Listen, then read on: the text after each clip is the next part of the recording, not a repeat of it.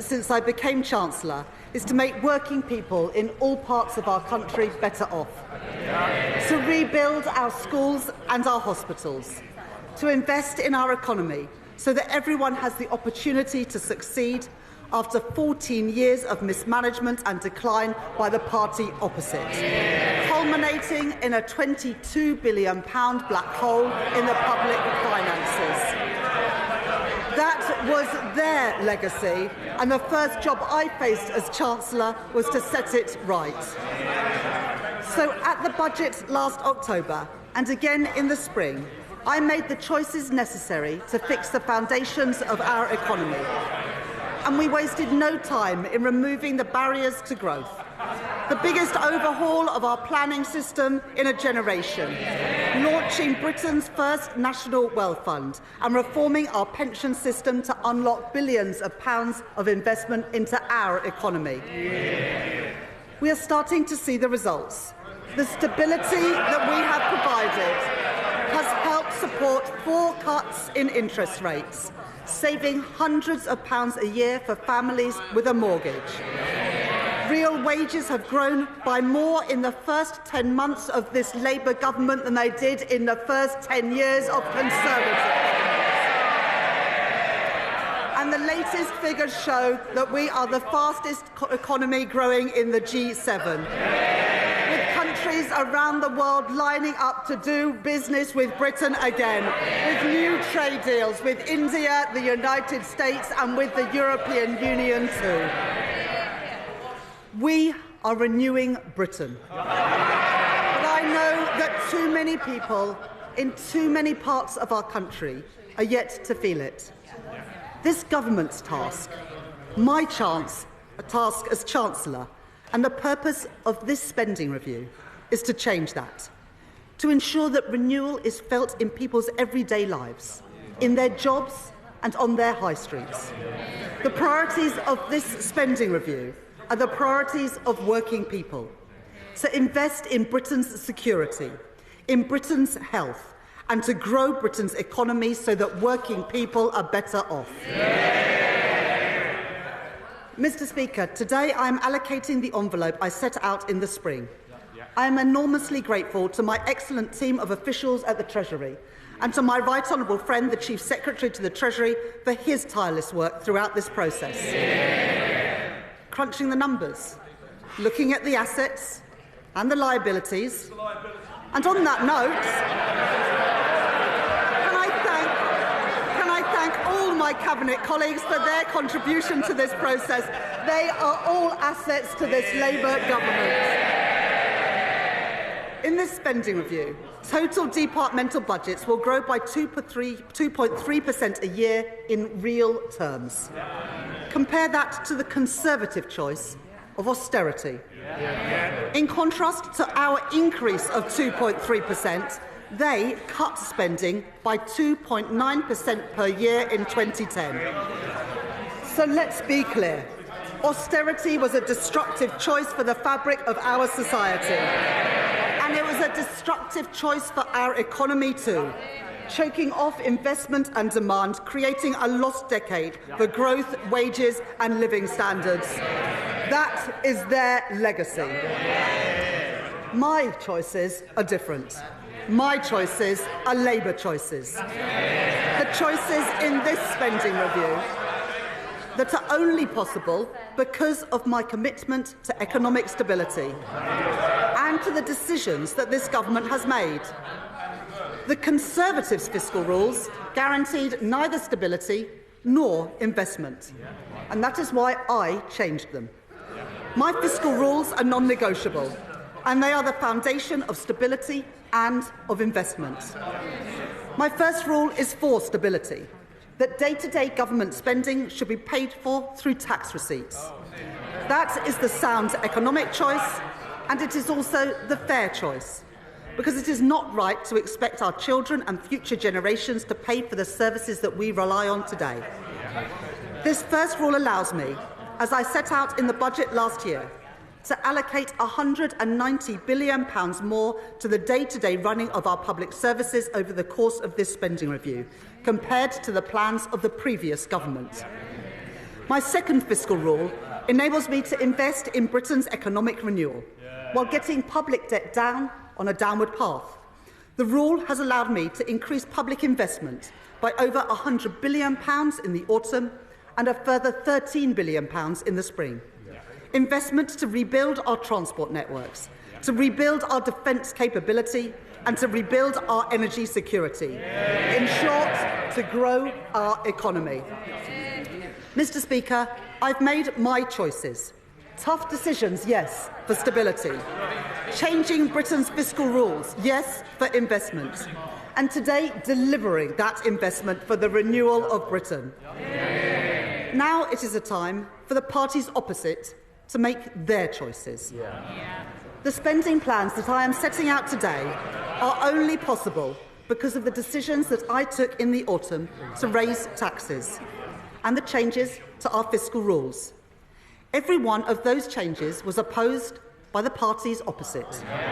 So today, they can make an honest choice and they can oppose these spending plans, as they opposed every penny I raised to fund them. Or they can make the same choice as Liz Truss: spend more, borrow more, with no regard for the consequences. And in their clamour to cut taxes for the richest, the Conservatives crashed our economy. They sent mortgage rates spiralling and they put our pensions in peril. I will never take those risks.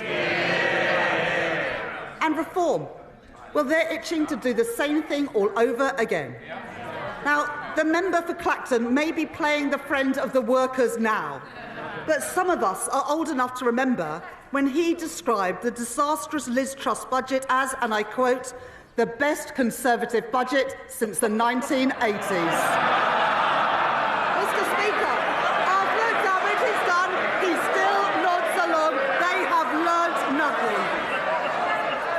And his party have been in Parliament for less than a year, and yet they have already racked up £80 billion of unfunded commitments. They are simply not serious. Mr. Speaker, every day it becomes clearer. It is Labour, and only Labour, that has a credible plan for the renewal of Britain. As I said in my spring statement, the world is changing before our eyes.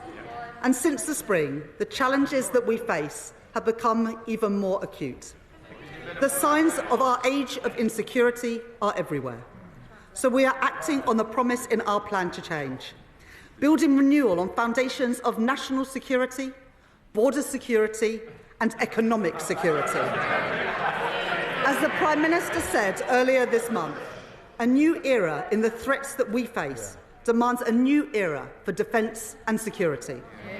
That's why we took the decision to prioritise our defence spending by reducing overseas development aid, so that defence spending will now rise to 2.6% of GDP by April 2027, including the contribution of our intelligence agencies. That uplift provides funding for my right honourable friend, the Defence Secretary, with £11 billion increased in defence spending and a £600 million uplift for our security and intelligence agencies. That investment will deliver not only security, but also renewal. In Aldermaston and Lincoln, in Portsmouth and Filton, on the Clyde and in Rosyth, investment in Scotland, jobs in Scotland, defence for the United Kingdom, opposed by the Scottish National Party, delivered by this Labour government. And as we invest in our armed forces, our military technology and our supply chains, that also brings huge opportunities. £4.5 billion of investment in munitions, made in factories from Glasgow to Glasgow, Stevenage to Radway Green, and over £6 billion to upgrade our nuclear submarine production, supporting thousands of jobs across Barrow, Derby and Sheffield. We will make Britain a defence industrial superpower, with the jobs, the skills and the pride that come with it. A more unstable world presents new challenges at our borders too. where conflict has opened the way for organised criminal gangs. The British people rightly expect us to have control of who comes into our country. The party opposite said that they would take back control. Well, Mr. Speaker, they lost control. With one failed policy after another. No control, no security. In contrast, in the budget last year, I announced £150 million to establish the new Border Security Command. And today, to support the integrity of our borders, I can announce that that funding will increase with up to £280 million more per year by the end of the spending review for our new Border Security Command. Alongside that, we are tackling the asylum backlog. The party opposite left behind a broken system. Billions of pounds of taxpayers' money spent on housing asylum seekers in hotels, leaving people in limbo and shunting the cost of failure onto local communities. We won't let that stand. So I can confirm today that, led by the work of my right honourable friend, the Home Secretary, we will be ending the costly use of hotels to house asylum seekers in this Parliament. Funding that I have provided today, including from the Transformation Fund, will cut the asylum backlog, hear more appeal cases and return people who have no right to be here, saving the taxpayer £1 billion a year. That is my choice, Mr. Speaker. That is the Labour choice. That is the choice of the British people. And, Mr. Speaker, if we want national security in a dangerous world, that does not stop at the strength of our armed forces or at our border. I have long spoken about what I call securonomics, the basic insight that in an age of insecurity, government must step up to provide security for working people and resilience for our national economy. Put simply, where things are made and who makes them matters. Take energy. The Tories neglected our nuclear and renewable sectors and closed our gas storage facilities, leaving us exposed to hikes in energy prices when Russia invaded Ukraine. And it was working people who paid the price for their mistakes. On this side of the House, we understand that energy security is national security. And so, because it is the right choice for bills, the right choice for jobs and the right choice for growth, this government is investing in the biggest rollout of nuclear power for half a century. A £30 billion commitment to our nuclear-powered future. Yesterday, my right honourable friend, the Energy Secretary, and I announced £14 billion for Sizewell C, producing the energy to power 6 million homes, supporting more than 10,000 jobs, including 1,500 apprentices, to build the nuclear workforce of tomorrow. And, Mr. Speaker, that's not all. We are investing over £2.5 billion in a new small modular reactor programme. Our preferred partner is Rolls-Royce, a great British company based in Derby. This investment is just one step towards our ambition for a full fleet of small modular reactors, as well as providing a route for private sector-led advanced modular reactor projects to be deployed across the UK. Alongside these, we are making nuclear-approved land available in Sellafield to attract private investment and create thousands more jobs. And I'd like to thank my honourable friend from Whitehaven and Workington for his work in this area. And to strengthen Britain's position at the forefront of a global race for new nuclear technologies, a cause championed by the Mayor of the East Midlands, Claire Ward, and my honourable friend, the member for Bassett Law, and to support pioneering work taking place in West Burton in Nottinghamshire, we are investing £2.5 billion in nuclear fusion. And to back British industries, pioneering work in carbon capture and storage will take place. Last year, we announced funding for 2 sites, on Merseyside and in Teesside, where we are building the world's first commercial-scale CCUS plant. Today, I can announce support for the Acorn project in Aberdeenshire,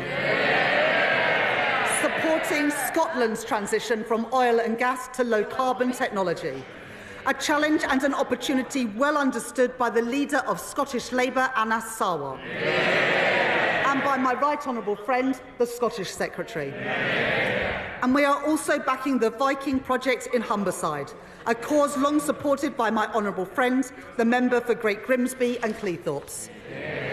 And because I am determined to make sure that the energy technologies of the future are built here and owned here, and that those jobs come to Britain, with spending review decisions means that we can invest in the wholly publicly owned Great British Energy. Great British Energy, headquartered in Scotland. These are investments to make sure the towns and cities which powered the last industrial revolution will play their part in our next industrial revolution, to reduce our reliance on overseas oil and gas and protect working families from price shocks. A new generation of energy industries for a renewed Britain. That is my choice. That is Labour's choice. That is the choice of the British people. Economic security relies on our ability to buy, make and sell more here in Britain. In April, this government faced a choice: to let British Steel in Scunthorpe go under or to intervene. We heard representations from workers. Mr. Speaker, that choice was the choice not of the metal trader, but this Labour government. We heard representations from workers, trade unions and from my honourable friend, the member for Scunthorpe. My right honourable friend, the Business Secretary, and I were not prepared to tolerate a situation in which Britain's steel capacity was fatally undermined. We were not prepared to see another working-class community lose the pride, lose the prosperity, lose the dignity that industry provides. So we did intervene to save British steel and the jobs that come with it, and I am proud of that decision. And this government will invest in Scunthorpe's long-term future and the future of steelworks across our great country, and in a vote of confidence in our homegrown steel. Heathrow Airport, where we are backing London by backing a third runway, has signed the UK Steel Charter, a multi-billion-pound airport expansion backed by Labour, built with British steel. And as we build our train and tram lines, our military hardware and our new power stations, that will mean orders for steel made in Britain. In Sheffield Forge Masters, where we are investing in nuclear-grade steel, and in Port Talbot, where this spending review confirms the £500 million grant to Tata Steel. A future for British-made steel, and a proud future for Britain's steel communities. Things built to last, built here in Britain. That is my choice. That is Labour's choice. That is the choice of the British people. This Labour government is backing British business. There will be more to come in the weeks ahead with our 10-year infrastructure strategy and our modern industrial strategy too. A plan drawn up in partnership with businesses and trade unions. And when I speak to business people and entrepreneurs about what they need to succeed, they say they need the chance to innovate. They need access to finance. They need a deep pool of talent. We have heard that message, and so today we are taking action. First, innovation, a great British strength. Our universities are world-leading, and we are proud of them. We want our high-tech industries in Britain today to continue to lead the world in the years to come, in car production, in aerospace and in life sciences. So we are backing our innovators, backing our researchers and backing our entrepreneurs, with R&D funding rising to a record high of £22 billion per year by the end of the spending review. And because homegrown AI has the potential to solve diverse and daunting challenges, as well as the opportunity for good jobs and investment here in Britain, I am announcing £2 billion to back this government's AI action plan, overseen by my right honourable friend, the Secretary of State for Science and Technology. And And second, to champion those small businesses seeking access to finance as they look to grow.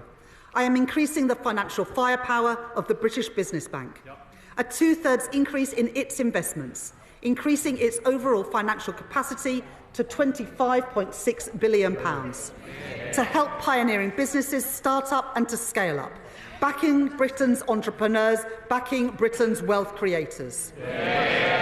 And third, as we invest, if we are to thrive in the industries of the future, we must give our young people the skills that they need to contribute to our national success. As scientists, engineers and designers, as builders, welders and electricians. I know the ambition, the drive and the potential of our young people. And it cannot be right that too often those ambitions and that potential are stifled. When young people who want training find courses are oversubscribed and are turned away at the door, forcing growing businesses eager to recruit to look elsewhere. Potential wasted and enterprise frustrated. So today I am providing record investment for training and upskilling. £1.2 billion a year by the end of the spending review to support over 1 million young people into training and apprenticeships so that their potential, their drive and their ambition is frustrated no longer. And on the subject of skills, Mr. Speaker, we should all recognise the Leader of the Opposition's own commitment to lifelong learning. At the weekend, she promised to learn and to get better on the job. Well, I am sure that members on the benches opposite will be supporting her in that endeavour. Good luck with that. As we build a strong and secure and resilient economy, working people must feel the benefits. That starts with the security of a proper home. Our planning reforms have opened up the opportunity to build. Now we must act to make the most of those opportunities. And a plan to match the scale of the housing crisis must include social housing. Neglected for too many decades, but not by this Labour government. And so, led by my right honourable friend, the Deputy Prime Minister, we are taking action. I am proud to announce the biggest cash injection into social and affordable housing in 50 years. A new affordable homes programme in which I am investing £39 billion over the next decade. Direct government funding to support house building, especially for social rent. And I am pleased to report that towns and cities, including Blackpool, Preston, Sheffield and Swindon, have already had plans to bring forward bids to build those homes in their communities. And I have gone further.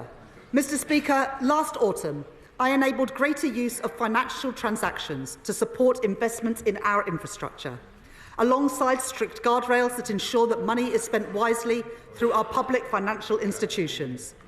And so, in line with that commitment, I am providing an additional £10 billion for financial investments, including to be delivered through Homes England, to crowd in private investment and unlock hundreds of thousands more homes. Homes built by a Labour government, homes built for working people. But, Mr. Speaker, it is no good investing in new skills, new jobs and new homes if they are not properly connected.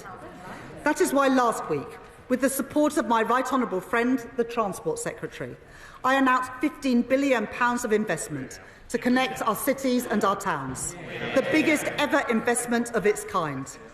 Investments in buses in Rochdale, train stations in Merseyside and Middlesbrough, mass transit in West Yorkshire, and metro extensions in Birmingham, in Tyne Wear and in Stockport. And alongside that, we are backing Doncaster Airport. Today, I am announcing a 4-year settlement for Transport for London to provide certainty and stability for our largest local transport network to plan for the future. And for other regions in the UK, I am today providing for a 4-fold increase in local transport grants by the end of this Parliament to make the improvements put off for far too long to improve the journeys that people make every day. And to unlock the potential of all parts of Britain, we are going further, investing in major rail projects to connect our towns and cities. In October, I announced funding for the Transpennine route upgrade, the backbone of rail travel in the north, linking York and Leeds and Manchester, with a quarter of that route expected to be electrified by this summer. I know the commitment of my honourable friends, the members for Huddersfield, York Outer and Colne Valley to this issue. And today I can announce a further £3.5 billion of investment for that route. But my ambition and the ambition of people across the north is greater still.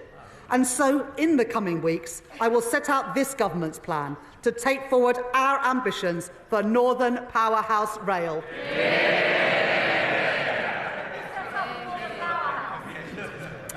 I have also heard the representations of my honourable friends, the members for Milton Keynes North, Milton Keynes Central and Buckingham and Bletchley.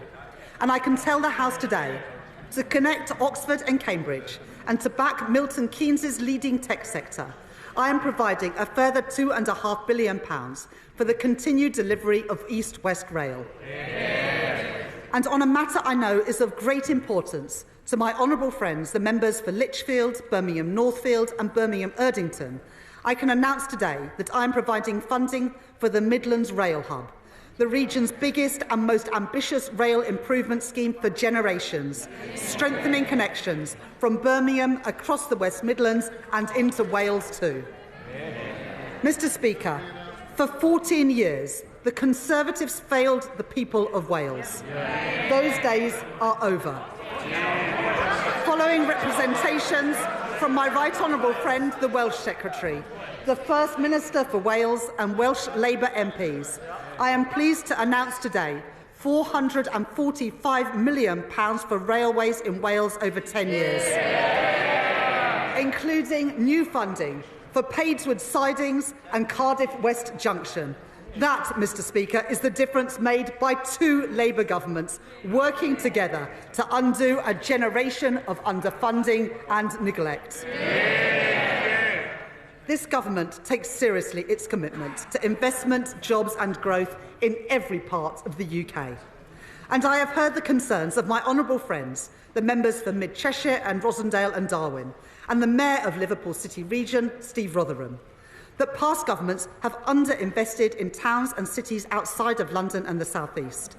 And they are right. So I am today publishing the conclusion of the review of the Treasury's Green Book, the government's manual for assessing value for money.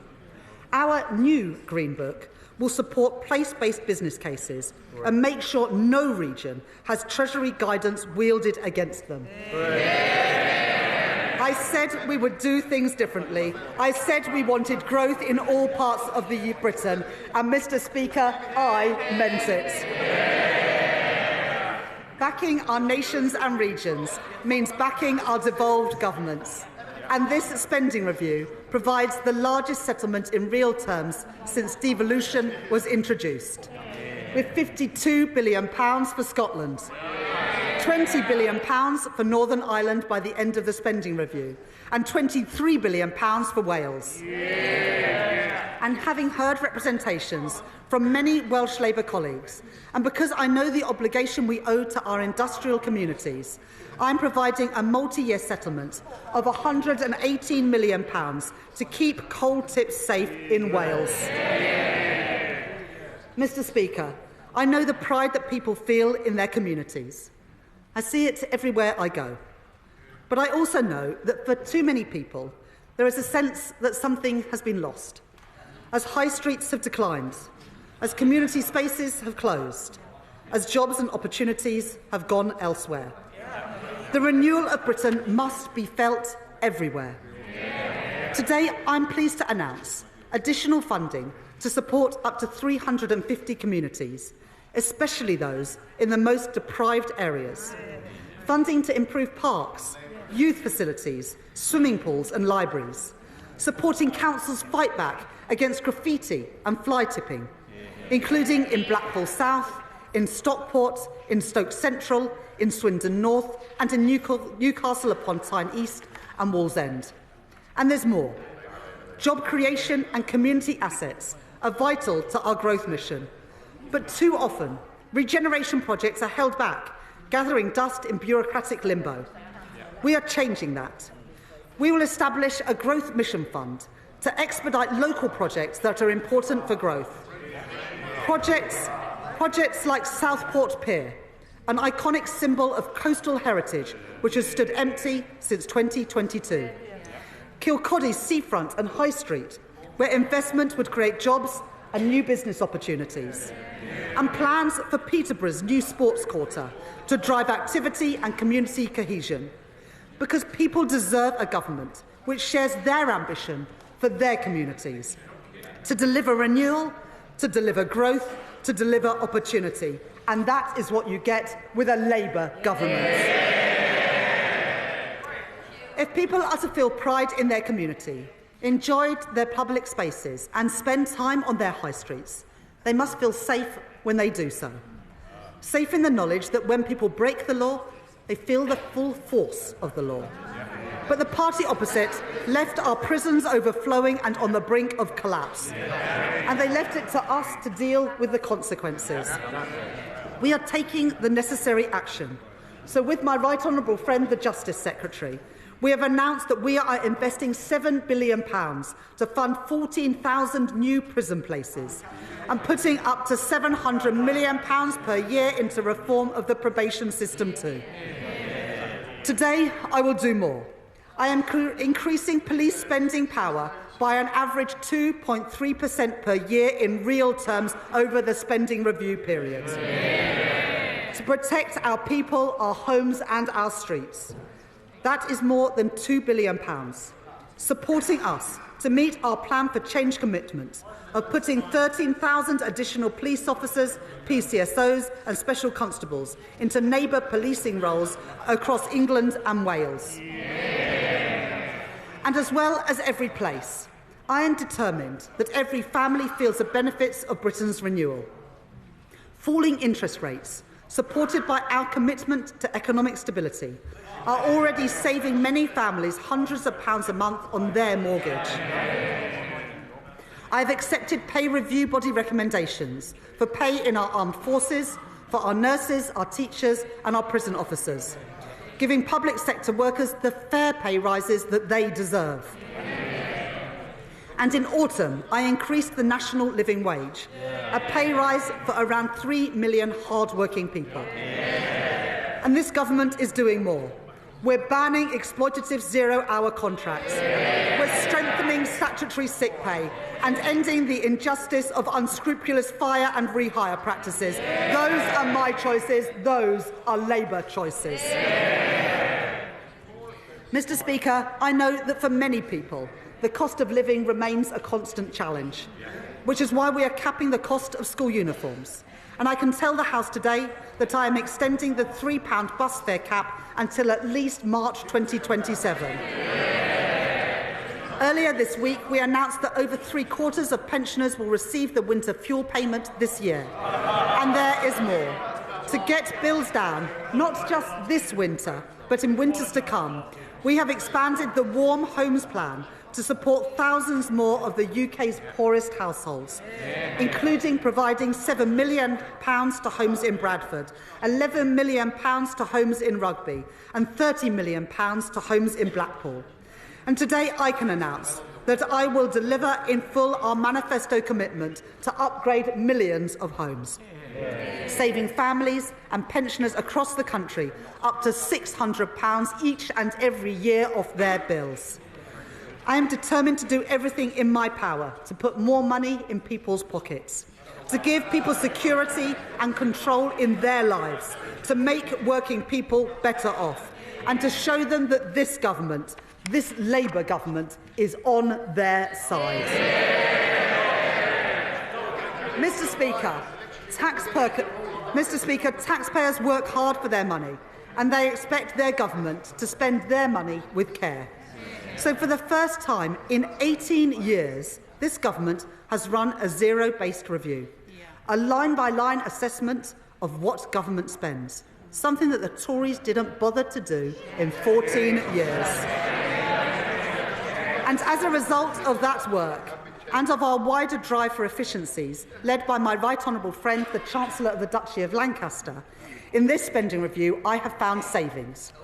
From the closure and sale of government buildings and land, cutting back office costs and reducing consultancy spend, all which the previous government failed to do.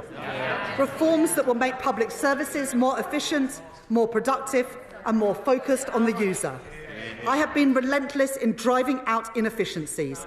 I will be relentless in cutting out waste, with every single penny reinvested back into our public services. Mr. Speaker, I joined the Labour Party almost 30 years ago because I knew that the Conservative Party, when I grew up, didn't care much about schools like mine or the kids I grew up with. I joined because I believe that every young person should have the equal chance to succeed, no matter where they come from, no matter what their parents do. I believe that just as strongly today as I did then.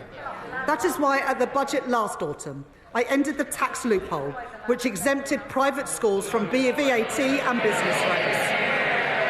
And I put that money where it belongs, into helping the 93% of children in our state schools.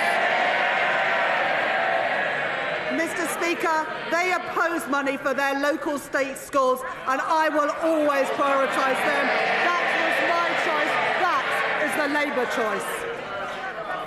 And because of the decisions that we made in this spending review, and working with my right honourable friend, the Education Secretary, last week this government announced that free school meals will be extended to over 500,000 more children. That policy alone will lift 100,000 children out of poverty, children in schools from Tower Hamlets to Sunderland and from Swansea to Bridgend.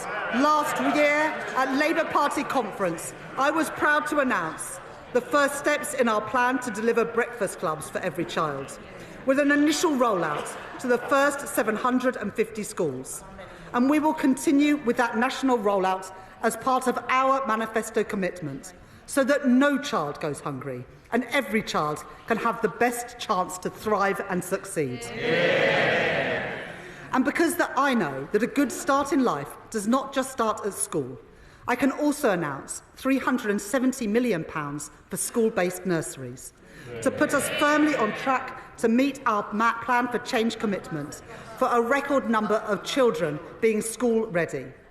And for children's social care, to break the dangerous cycle of late intervention and low-quality care, I am providing £555 million of transformation funding over the spending review period, so that children do not go needlessly into care when they could stay at home.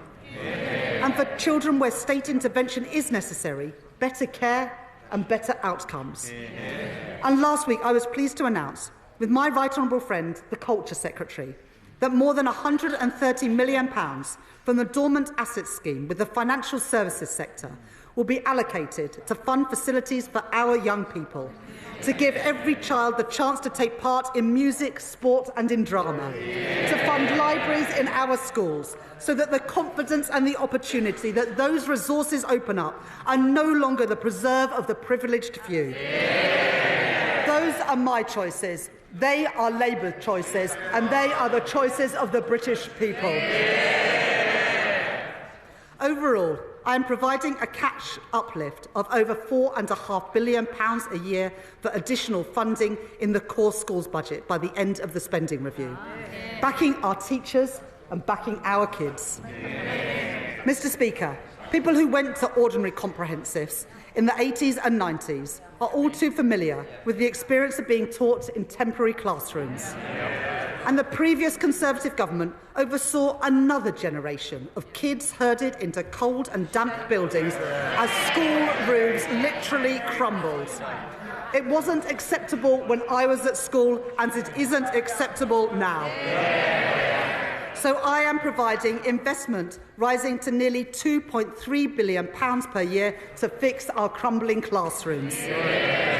In addition, £2.4 billion per year to continue our programme to rebuild 500 schools, including Chase Community School in Enfield, Woodkirk Academy in Leeds and Budmouth Academy in Weymouth.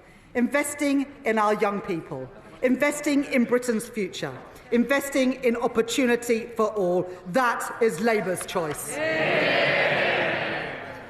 Finally, Mr. Speaker, let me turn to the... I knew the chair... Let me turn to our National Health Service. It's our most treasured public service. People rightly expect an NHS that is there when they need it, an ambulance that comes when they call one, a GP appointment available when they need one, a scan that is performed when they are referred for one. I am hugely grateful to our nurses, our doctors, our paramedics and other healthcare professionals for everything that they do. If we want a strong economy where working people can fulfil their potential, then we must have a strong NHS. Not as the Reform Party have called for, an insurance-based system. We believe in a publicly funded National Health Service free at the point of use. Now, perhaps the member for Clacton should spend some more time focusing on the priorities of the British people and less time in the Westminster Arms. Although, Mr. Speaker, after this week, perhaps the Two Chairman pub might be a better fit. At the budget, I took the decisions necessary to provide an immediate injection of funding to get the NHS back on its feet. And I commend my right honourable friend, the Health Secretary, for all the progress that he has already made. In less than a year, this government has recruited 1,700 new GPs, delivered 3.5 million extra appointments, and cut waiting lists by more than 200,000. Fixing our NHS also means delivering fundamental reform across social care, which means that we are backing the first ever fair pay agreement for that sector. And I am increasing the NHS technology budget by almost 50%. And we are investing £10 billion to bring our analogue health system into the digital age, including through the NHS app, so patients can manage their prescriptions, get their test results and book appointments all in one place. We are shifting care back to the community, providing more funding to support the training of thousands more GPs to deliver millions more appointments. We are investing more in prevention to meet our manifesto commitment of providing mental health support teams in all schools in England by the end of this Parliament. These investments will enable the delivery of our upcoming 10-year plan for health and put the NHS firmly back on the path to renewal. And to support that plan, to back the doctors and nurses that we rely on, and to make sure that the NHS is there whenever we need it, I am proud to announce today that this Labour government is making a record cash investment in our National Health Service, increasing real terms day-to-day spending by 3% per year for every single year of this spending review. An extra £29 billion per year for the day-to-day running of our health service. Mr. Speaker, that is what the British people voted for, and that is what we will deliver. More appointments, more doctors, more scanners, the National Health Service, created by a Labour government, protected by a Labour government, and renewed by this Labour government. Mr. Speaker, this is a spending review to deliver the priorities of the British people. Security, a strong Britain in a changing world. Economic growth, powered by investment and opportunity in every part of Britain. And our nation's health, with an NHS fit for the future. I have made my choices. In place of chaos, I choose stability. In place of decline, I choose investments. In place of pessimism, division and defeatism, I choose national renewal. These are my choices, Mr. Speaker. These are Labour choices. These are the choices of the British people, and I commend this statement to the House. Shadow Chancellor Belstride.